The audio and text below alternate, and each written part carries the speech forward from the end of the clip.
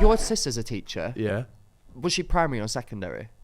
I believe they're called substitute teacher, and it's just no. That was a really bad job. No, that was even what I was meant to go for. I was meant to go really... teaching assistant, primary and secondary. That would have made more sense. Yeah, but, it would have. What? She's primary. Primary, thank God, because honestly, you secondary school teachers, why do you hate yourself? Yeah, but I'm sorry. But primary, so she did year 1, I think year 1, all reception, like between the two, and you think, piece of piss, just no, definitely tell them that's an apple. Yeah, but it's hard. Some of them come in and still aren't potty trained.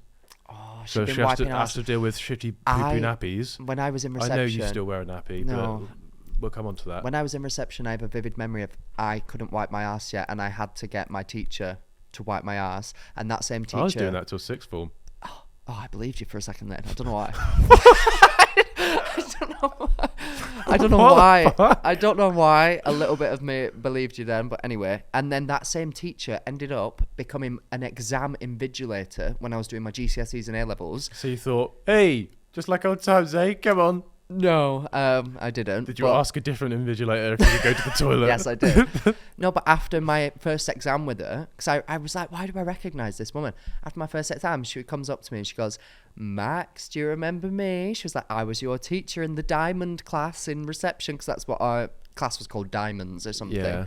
And then she was like, you know, when I was looking at you then, I couldn't remember why you stuck out to me. And then she went, it's because you made me wipe your bottom. In front of everyone? In front of everyone, year 11. How do you think that went down? Was that when the exam was just about to start? Everyone's quiet in this game. Oh, Max, I remember you. No, she said it after that, like the exam had finished, to be fair, but still not a great moment to have. Why was your class called Diamonds? Did you live They just had different like stones with the names. Okay. Did you live in a rough neighbourhood? I actually did, yeah. So watch your back. Anyway, Diamonds in the rough. I understood. I just didn't laugh. People think that being a teacher is easy, and like even if it's primary, secondary, like whatever, it's horrible. Yeah, my sister. So she had pooey wipey bottoms to do. Oh God. And that was just because my mum gave her a bad carry the night before. And then she had kids whose English wasn't their first language, but to an extent where they didn't know English at all.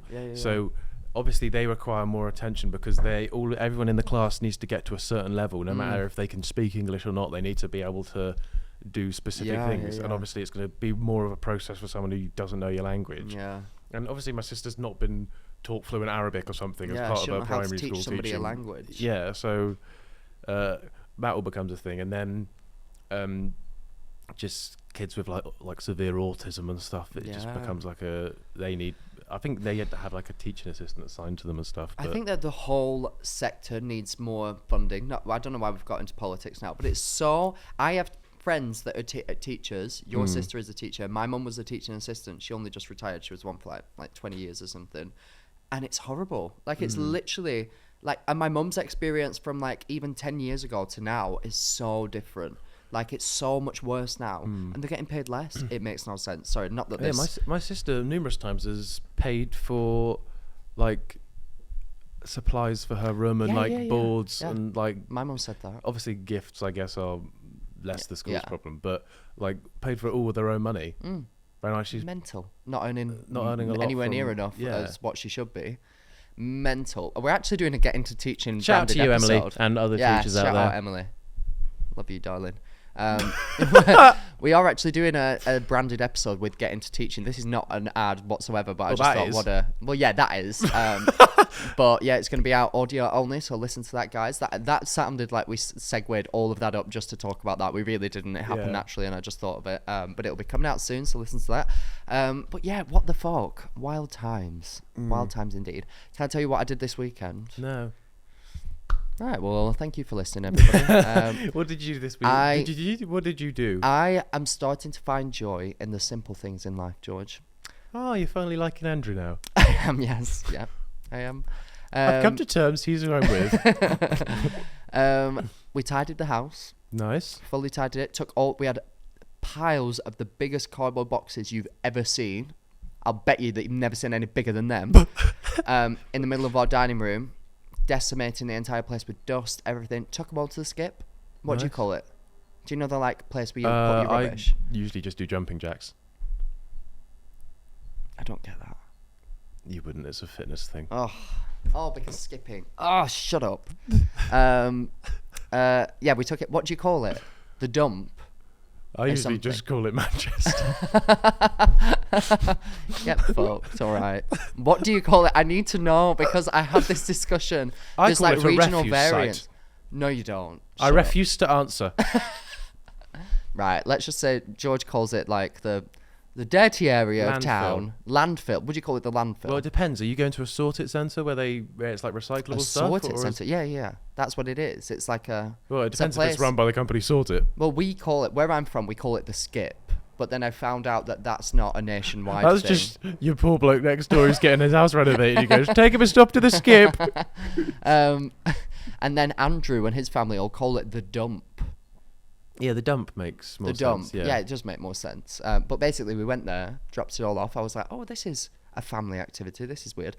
Come back. Weirdly enjoyable. Did it have different sections that you could just lob shit into? That's good fun, isn't it? It was great. I was like throwing the cardboard. Did you have any metal that you could throw in? We did actually. An old clothing rail. And I was like, fuck off! Nice. Javelin. I felt like I was in the Hunger Games. And then... That was my favourite character, the one that was looking around, saw the bows and arrows, saw the spears and went, no, clothing rail. Great times. But yeah, and then came back. Andrew's family came round. We had the Christmas tree up. Nice. Made mulled wine. All these families there. I've got a clean house. Did you put the Christmas tree up yourself? Yes. Oh, bet that hurt. Oh my God. Oh, I'm going to kill myself. I actually can't do this anymore. Why do we do this every week? Why do we do it? Just emotional, physical, mental torture. I think I need to leave. And by the way, physical torture, I was not talking about the Christmas tree, so shut up. Yeah, it was just lovely. It was a lovely time. I bet that was a pine in the arse. Oh my God. Oh my God. Thanks. I should have done it in a more Aussie accent. Do you know what? It was a pine in the arse. I'd say a joke, but I'm absolutely stumped.